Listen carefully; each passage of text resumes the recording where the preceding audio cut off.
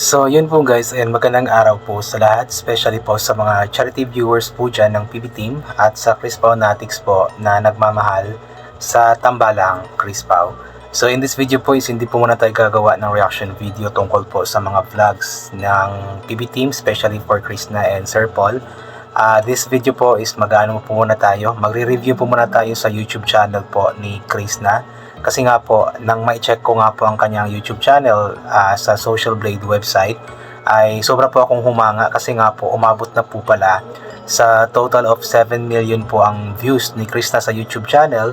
I believe in just 4 months lamang po ito kasi nga po ang kanyang YouTube channel was created last November 19, 2025. So from November to December, January, February, March. So, di ba?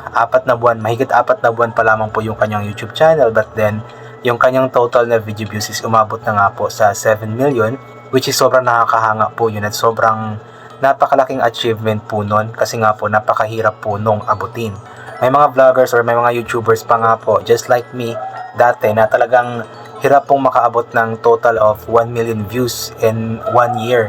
But then si Krishna po, sa loob lamang po ng 4 na buwan is umabot na nga po sa 7 million po ang total na video views po niya. So ibig sabihin lamang po talaga, sobrang dami po ng sumusuporta sa kanya, sobrang dami po na nagmamahal sa kanya, sobrang dami po ng nanonood po ng mga vlogs po niya, kaya umabot po sa ganoon karami agad ang kanyang total na video views. And sobrang excited po ako after a year po siguro, or kapag umabot na po sa 1 year ang kanyang YouTube channel, siguro aabot na siguro sa mga ipagpalagay natin mga 30 million siguro or mahigit yung kanyang total na video views. So ipag-pray po natin yan at mangyayari po iyan kapag palagi po tayong manood. Of course, palagi natin siyang suportahan.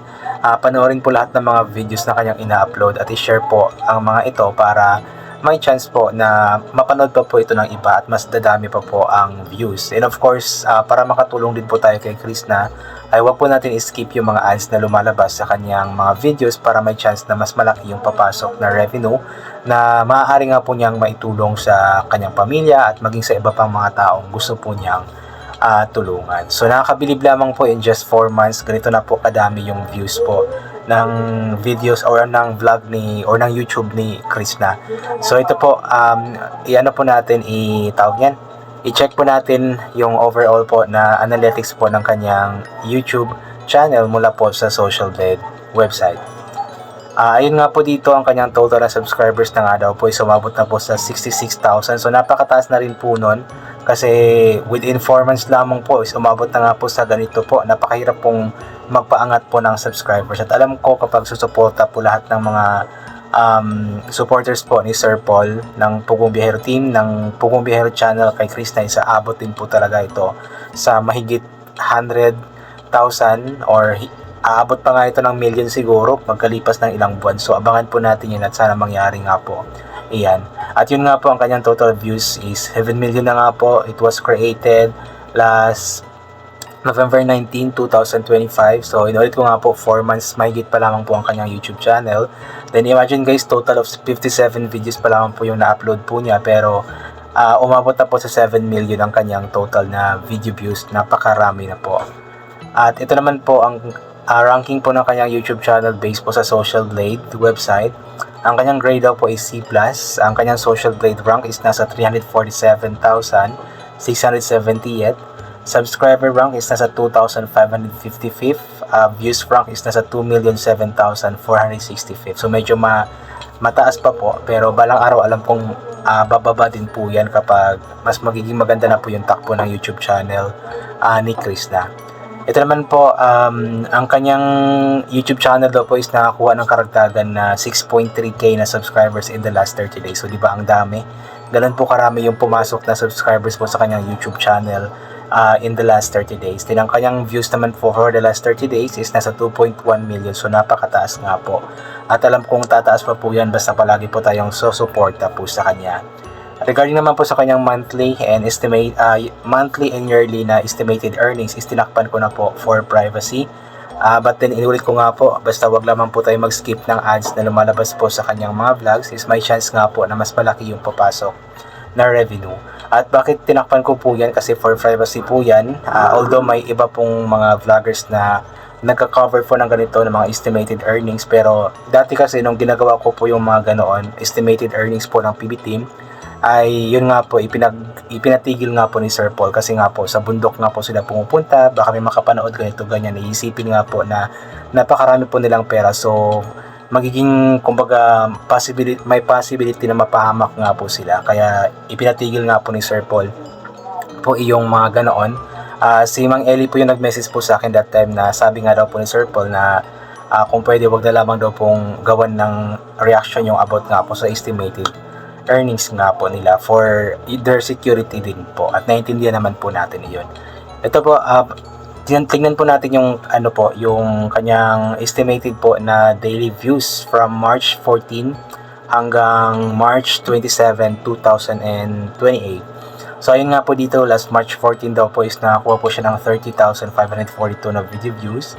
March 15, 26,674 na video views.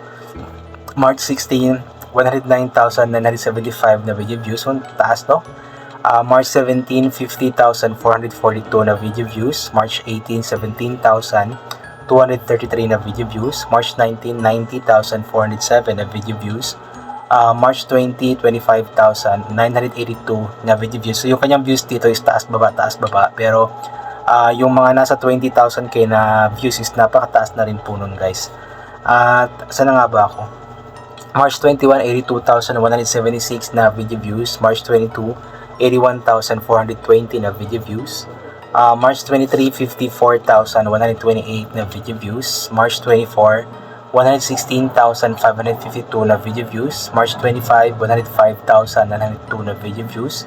March 26, 28,616 na video views. At sa March 27 naman po is 32,033 na video views. So, ang kanyang daily average views daw po is nasa 70,920.